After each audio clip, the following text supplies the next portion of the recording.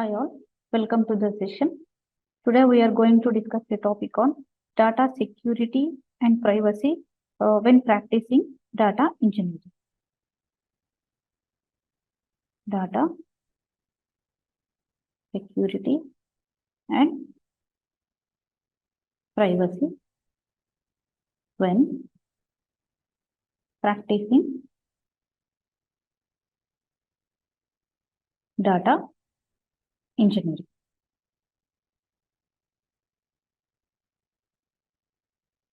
Right. So, how can you ensure data security and privacy when practicing data engineering? So, this question arises. So, in that, the first thing we have to understand is understand the data life cycle. Understand the data life cycle. This is the first step, right? So, what is this? One of the first steps to ensure data security and privacy is to understand the data life cycle, which consists of stages of data creation,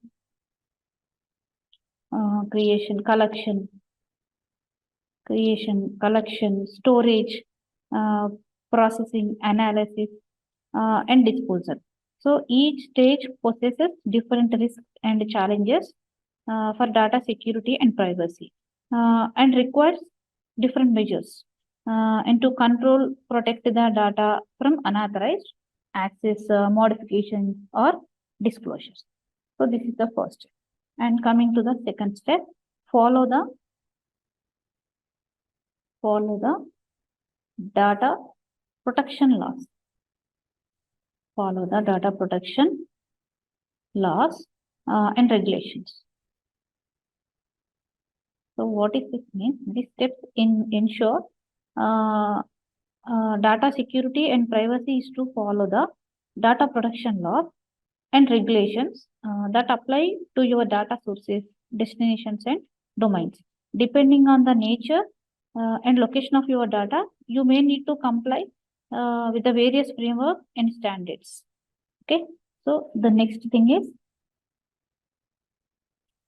is use data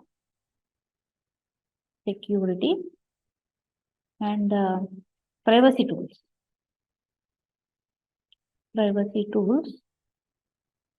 And framework.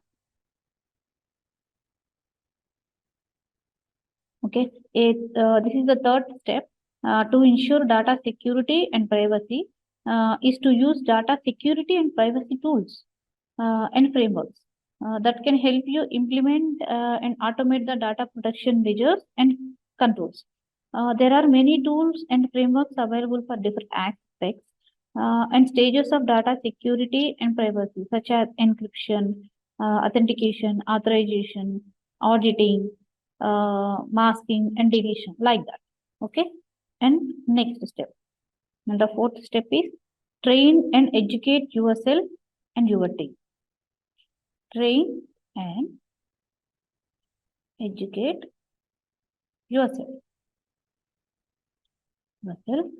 and your team also. Your team. So this is the fourth step. This step is to ensure data security and privacy is to train and educate yourself first and your team on the best practices and tools for data security and privacy. So data security and privacy is not only a technical issue, but also a human and organization one. You and your team need to be aware of the data security and privacy risks and challenges, the data protection laws and regulations, and the data security and privacy tools and frameworks, and the data security and privacy policies and procedures also. Okay, right. And fifth one is review and update your data security. Review and update your data security and privacy policies, privacy practices. So this is the fifth step to ensure data security and privacy is to review and update your data security and privacy policies regularly and continuously. You have to monitor that. Data security and privacy is not a one-time or static task, but a dynamic and ongoing one. Okay. And next one is seek feedback and collaboration. Seek feedback and collaboration. So, this is the sixth step to ensure data security and privacy is to seek feedback and collaboration from other data professionals, stakeholders, and experts. So, data security and privacy is not a solo or isolated endeavor, but a collaborative and collective one. You need to communicate and coordinate with the other data engineers, data analysts, data scientists, data managers, data owners, data users, customers, regulators, and share your data security and privacy goals, challenges, solutions, and results.